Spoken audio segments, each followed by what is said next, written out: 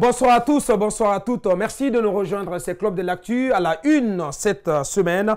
Ces questions au plan politique. Quelle mouche a-t-elle piqué l'opposition républicaine pour qu'elle commence déjà à ruer dans les brancards au point d'en arriver à menacer à se retirer du comité de suivi de la mise en œuvre de l'accord politique du 12 octobre 2016 alors qu'aucun blocage manifeste n'y est à ce jour enregistré. Cette autre question, les menaces lâchées à milieu de semaine par les leaders de cette opposition sont-elles comme une nouvelle pression sur le pouvoir d'Alpha Condé en vue d'un règlement rapide du différent électoral? Et l'autre question, à propos d'ailleurs de ce différent électoral, que peut-elle espérer cette opposition républicaine obtenir au terme des tractations en cours? Nous lançons le débat dans un instant dans cette émission. Nouveau gouvernement, les Guinéens continuent de ronger leurs freins alors que le pays est à l'arrêt, même si le président Alpha Condé, lui, tente au gré d'apparition spectacle d'envoyer le signal contraire à un candidat déclaré à la primature.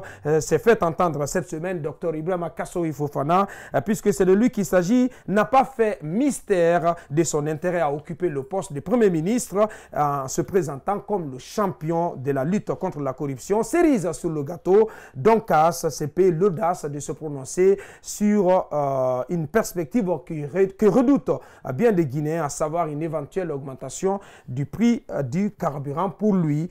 Infailliblement, il faut y passer. Il faudra revoir à la hausse les prix pratiqués en ce moment en Guinée à la pompe. On reviendra abondamment sur cette sortie de Doncas sur fond de guerre de succession larvée. Et puis, accord cadre Chine-Guinée, début de concrétisation. Le président Alpha Condé a lancé cette semaine les travaux de l'autoroute Koya-Dabola dans la foulée à l'issue d'une réunion vendredi entre les parties guinéennes et chinoises à Conakry.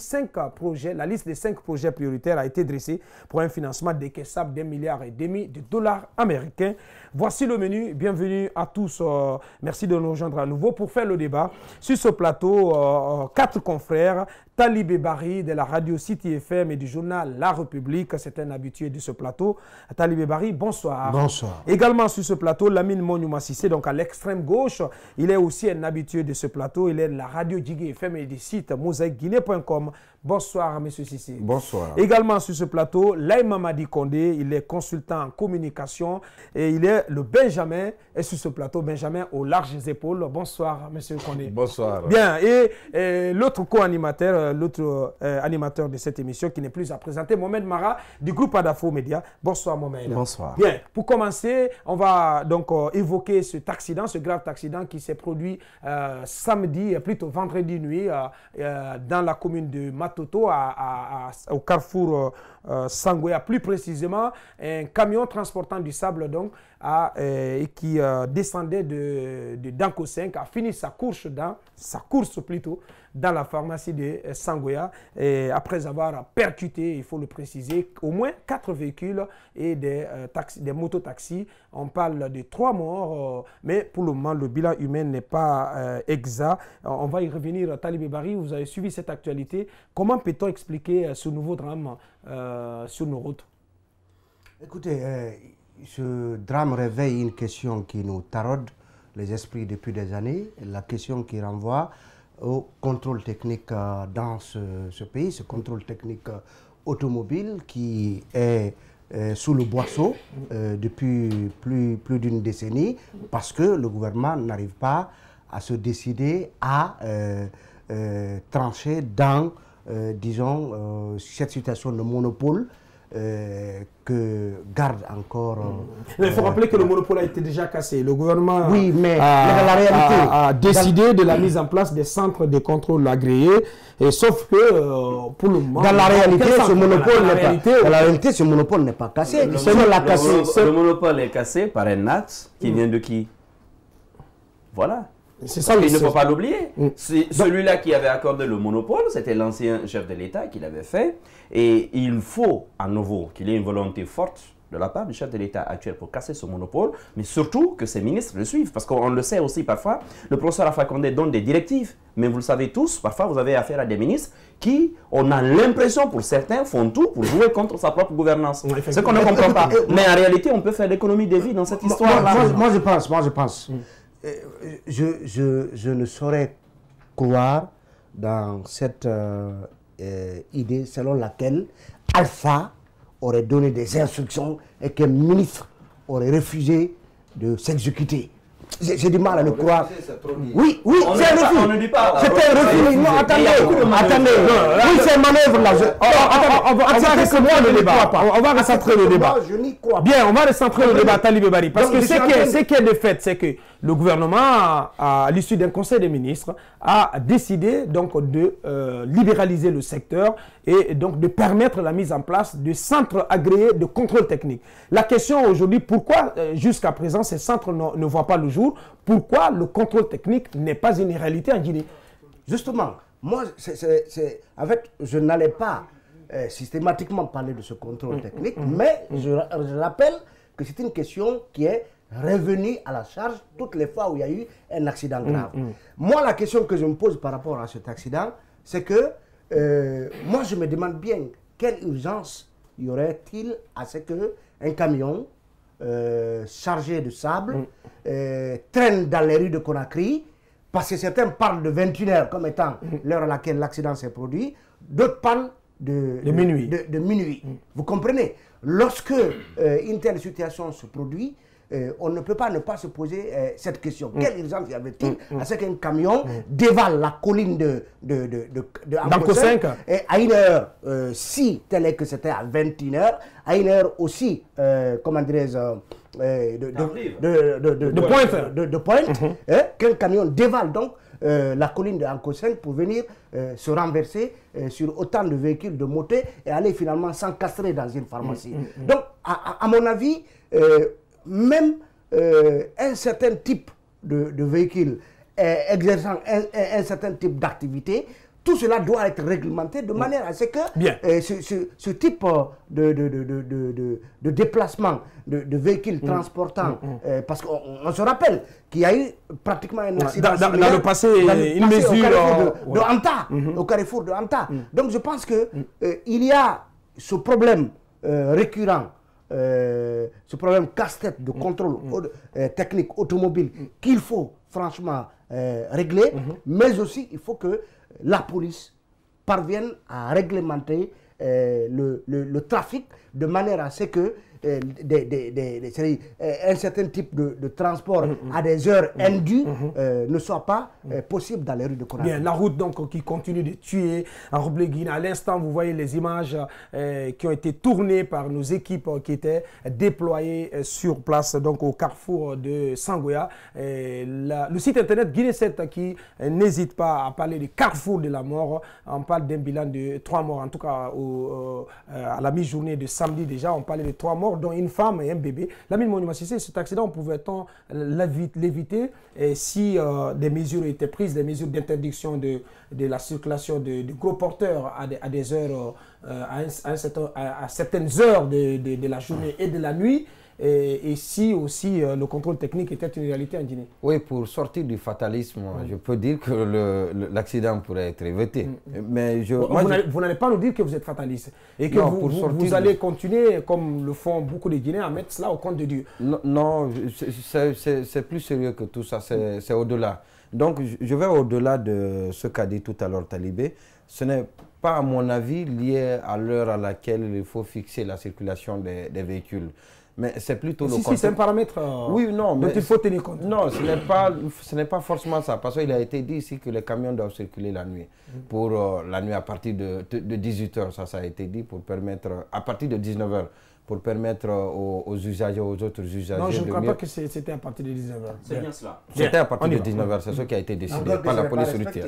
Oui, mais ce camion-là, c'était à 21h. C'est vrai que c'est un camion chargé de sable.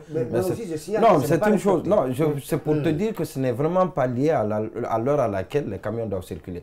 Mais c'est plutôt au contrôle, comme on l'appelle, au contrôle technique. Au contrôle technique. Mohamed a dit quelque chose d'important, et ça, je suis d'accord avec lui, que ce n'est pas parce que les ministres refusent directement, explicitement, l'application des décisions du président de la République. Et il suffit simplement de lire les recommandations des conseils des ministres, les recommandations qui sont faites par le président de la République aux ministres au sortir de ce conseil des ministres.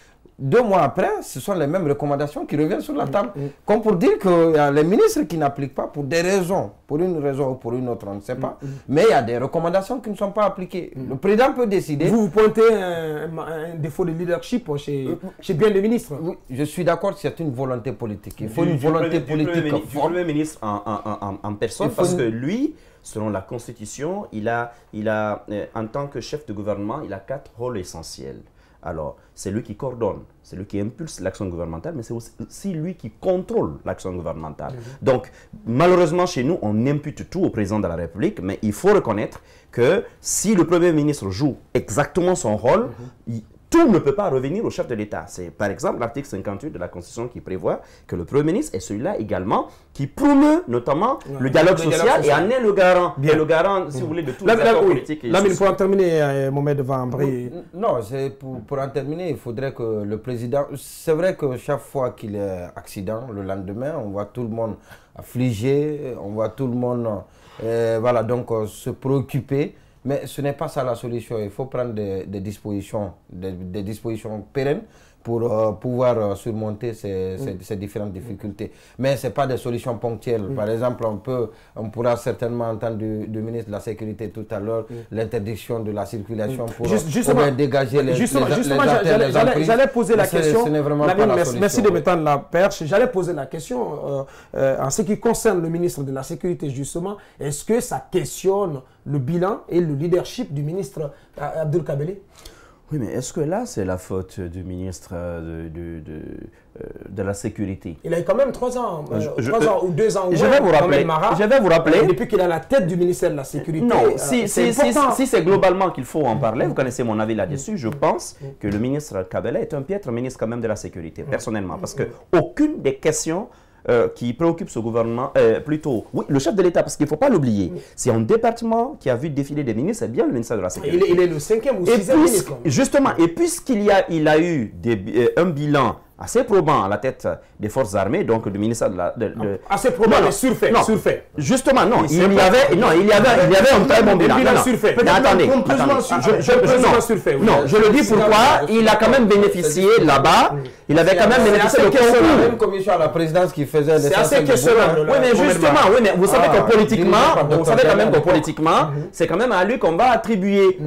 C'est quand même comme cela que ça se passe. Voilà, même si on sait le soutien des Nations Unies, l'œuvre des Nations Unies, surtout au niveau du ministère de la Défense. Mais il est venu, mais rien n'est résolu. La criminalité, aujourd'hui, a atteint un niveau tel que n'importe qui, aujourd'hui, a peur pour sa vie à Conakry une fois la nuit tombée. C'est connu. Maintenant, pour la question de la circulation routière, je pense qu'il y a énormément de paramètres à revoir. Il y a la question du contrôle technique. Je ne vais plus revenir là-dessus, parce qu'il y a une nébuleuse qui est en train de miner la gouvernance du professeur Alpha Condé dans ce domaine-là. J'ai vu le président de la République pleurer ici à la Minière. Vous vous souvenez, lorsque l'immeuble s'était écroulé il y a 3 ou 4 ans. Absolument. Mais cette année, il y a à peine quelques mois, où un autre immeuble a brûlé complètement. C'est dans le même quartier. Absolument. Ça veut dire que ce qu'il a ordonné n'a pas été suivi. Si aujourd'hui l'État veut engranger de l'argent en Guinée, croyez-moi, ils n'ont pas besoin d'augmenter même le prix sur les hydrocarbures. Il suffit d'amener les agents de contrôle à tous les niveaux, de contrôler par exemple les maisons en Guinée, de contrôler tout ce qui a contrôlé les unités industrielles. L'État va énormément frapper parce qu'il y a énormément d'amendes à prendre à ce niveau-là. Mais aujourd'hui, quel est l'âge du chauffeur? On ne le sait pas encore. Dans quelles conditions est-ce qu'il a obtenu son permis? Justement. On ne le sait pas. Est-ce qu'il y a un bilan médical de ces camionneurs, notamment quant à leur vision? Parce que tout ça ailleurs, ça se contrôle. Vous ne pouvez pas monter à bord d'un camion de nuit si on n'est pas sûr que vous avez une très bonne vision. Est-ce que tout cela, c'est contrôlé? On ne le sait pas. Est-ce que c'était un apprenti qui était au volant? Donc, il y a énormément de paramètres dans cette affaire. La vérité est que le problème aujourd'hui, il est entier, mais personnellement, c'est là où je rejoins Talibé. Je ne vois pas qu'est-ce qu'un camion transportant des matériaux de construction faisait dans les rues la nuit. Très honnêtement, parce que les carrières de sable, jusqu'à preuve de contraire, sont fermées à cette heure-là. peut-être que ce camion était déjà tombé en panne quelque part, qu'il y a passé des heures, et puis il a voulu néanmoins continuer sa route. Parce que de toutes les manières, moi, je n'ai personnellement jamais vu un camion de nuit aller débarquer du sable ici dans la ville de Conakry. Donc, aujourd'hui, il faut penser sanctionner. Parce qu'il faut un exemple fort en Guinée. Ça nous manque. Le problème en Guinée, quand vous saisissez quelqu'un, on l'a vu récemment, c'est des dossiers politiques. Vont mettre sur la base de quoi, alors que l'État n'offre pas la possibilité que les véhicules se fassent contrôler techniquement. Oui, mais attendez. Il n'y a pas d'installation. Il n'y a pas de société de contrôle. Oui, mais ça ne veut pas dire qu'il n'y a pas de normes du tout. Il y a quand même quelques normes. Oui, mais lorsque ces normes-là sont violées, les normes. Non, attendez. Ce que je veux vous dire, le problème en Guinée, vous avez vu récemment avec des questions d'ordre judiciaire. Chaque fois que l'État veut donner un exemple fort, on dit oui, mais on ne l'avait pas fait pour tel. C'est une erreur. C'est une grave erreur dans notre pays. Ça veut dire qu'il faut laisser la chienlit s'installer. Ça veut dire qu'il faut laisser l'anarchie s'installer parce que d'autres l'ont fait hier. Il faut aussi laisser continuer. Bien, finalement, la normalité devient la norme chez nous. Merci Mohamed. L'État défaillant sur la question de la sécurité routière dans notre pays. Depuis 8 ans que le président Alpha Condé, cette question n'a pas trouvé de réponse. Comment vous regardez cette situation? 60 ans en réalité. Comment vous regardez cette situation? C'est important, on parle de cette gouvernance. Oui, moi je présente d'abord mes condoléances aux familles éplorées. Et c'est triste qu'on soit là à tout moment parler des morts grâce aux accidents de la circulation. Ce que Mohamed Mara a dit, c'est vrai, on ne connaît pas l'âge du conducteur du véhicule. Même pas l'âge du véhicule. L'obtention, je ne parle pas d'abord de l'âge de l'obtention du permis. Ce que vous êtes en train de dire, c'est intéressant, le contrôle technique. Mais moi, je pense que parfois, on n'en a même pas besoin. Quand vous voyez certains véhicules dans la circulation, ces véhicules n'ont plus besoin de contrôle technique. Il faut les garer tout de suite.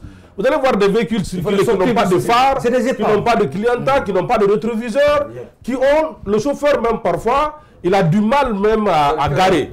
Vous allez voir les véhicules qui n'ont même pas de pneus. À la place du pneu, on enrôle sur la jante des habits. Et moi, j'ai vu ces véhicules-là dans la circulation en Guinée. Ces véhicules-là dépassent les policiers. Donc, il y a bien entendu la sécurité routière, la protection civile, et il y a tout un élément qui entre en considération. Donc, pour moi, il faut une prise de conscience. Parce que tous les jours, d'abord, on parle... Il faut une prise de conscience. C'était la semaine dernière. Il faut des mesures. Le même modèle de véhicule s'est renversé devant moi au rond-point de Amdalaï. Il a terminé sa course parce que c'était un problème de frein, mais c'est un apprenti qui a pris le véhicule. Quand on a appelé le chauffeur lui-même, il a dit qu'il dormait. Le petit là, qu'il a volé le véhicule, il est camion s'était encastré dans un véhicule communément appelé Magbana, les minibus, et il y avait eu 4 morts déjà en début de semaine. Ne l'oubliez pas. Et quand c'est Magbana, ce sont les mêmes conditions, les taxis. Moi, je pense que pour le moment, si nous ne sommes pas prêts à l'installation de ces contrôles techniques, ces mesures disciplinaires, mais de toutes les façons, on voit les véhicules de la circulation. Il faut que les policiers, en tout cas, la décision, comme ils l'ont dit, peut-être il peut y avoir le manque de volonté de la part de certains ministres. Parce que de toutes les façons, on va dire que c'est le président de la République qui prend les décisions, mais le bras technique du président, ce sont les départements, ce sont les ministres. Donc techniquement, ce sont eux qui doivent mettre en application les décisions prises. À votre avis, Kabele, il a échoué sur toute la ligne. Mérite-t-il d'être reconduit ou pas? Un peu de mots. Je ne sais pas s'il mérite d'être reconduit. Votre avis là-dessus? Non, je n'ai pas à émettre mon avis sur la reconduction d'un ministre. Le choix revient au président de la République.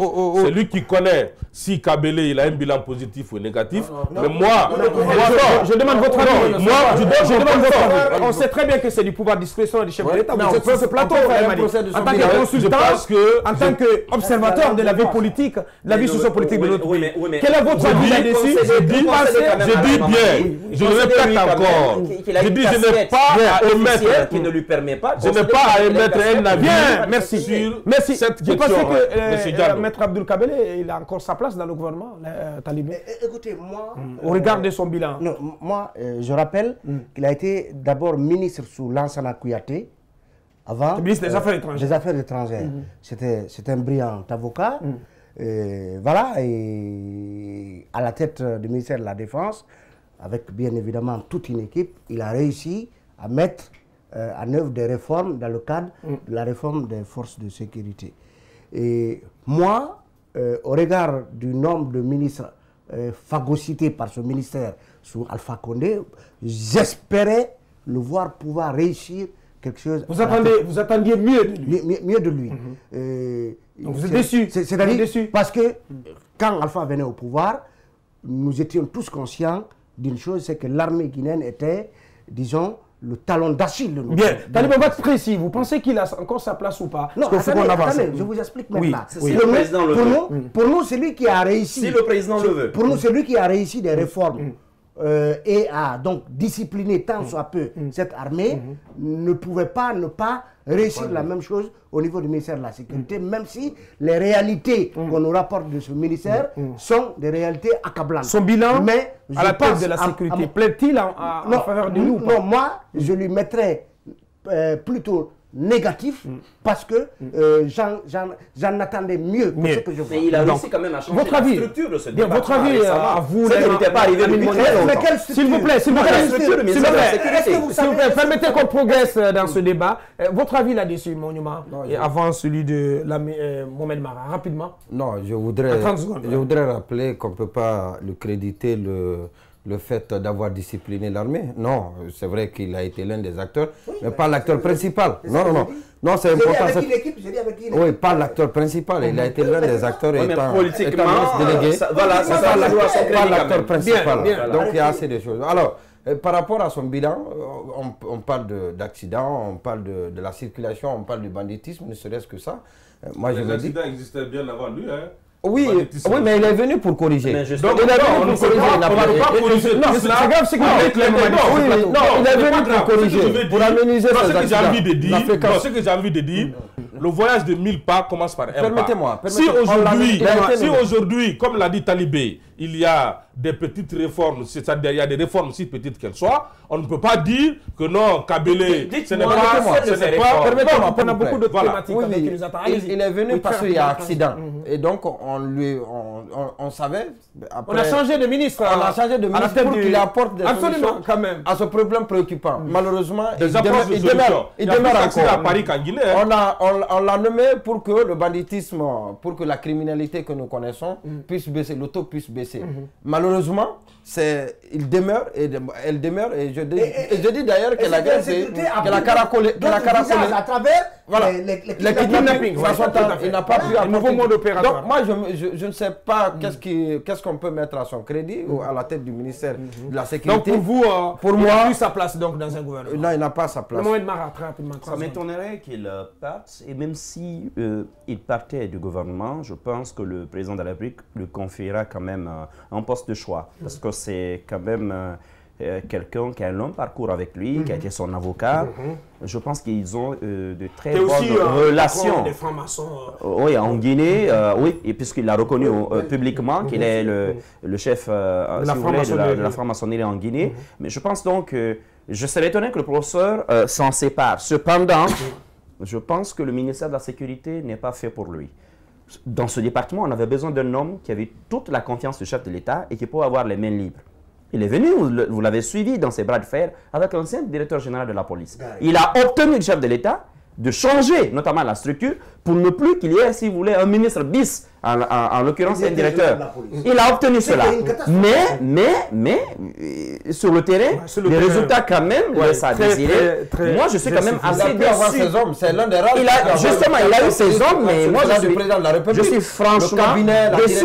Et c'est quand même sous Kabélé qu'au cours d'un procès, qu'il est révélé qu'un colonel de la police est peut-être l'un des parrains du grand banditisme. Rappelez-vous le procès Souka et autres, un colonel qui est toujours en fonction et il n'y a pas encore 2 semaines, son nom encore est pointé encore dans un autre dossier judiciaire. Malgré cela, aucune enquête n'est menée. Bien. Voilà ce qu'on pouvait dire sur la marche politique de notre pays, sur ces travaux du comité, au sein du comité de suivi de l'accord politique du 12 octobre 2016. Une pause et on revient.